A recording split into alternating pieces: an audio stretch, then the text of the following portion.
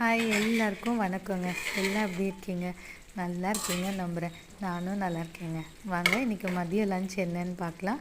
சுட சுட சாதம் ஃபுல் புழுங்கல் தாங்க யூஸ் பண்ணுறேன்.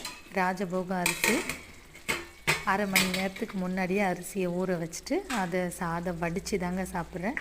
வடித்தா ரொம்ப நல்லது, நீங்களும் வடித்து சாப்பிடுங்க.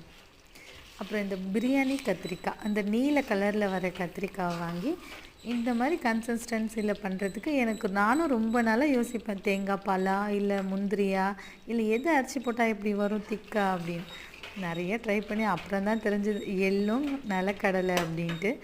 அதை அரைச்சி விட்டு கத்திரிக்காய் கிரேவி பண்ணிட்டேன்.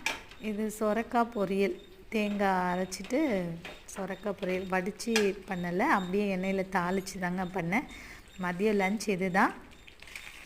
பாய், நெக்ஸ்ட் பார்க்கலாம்.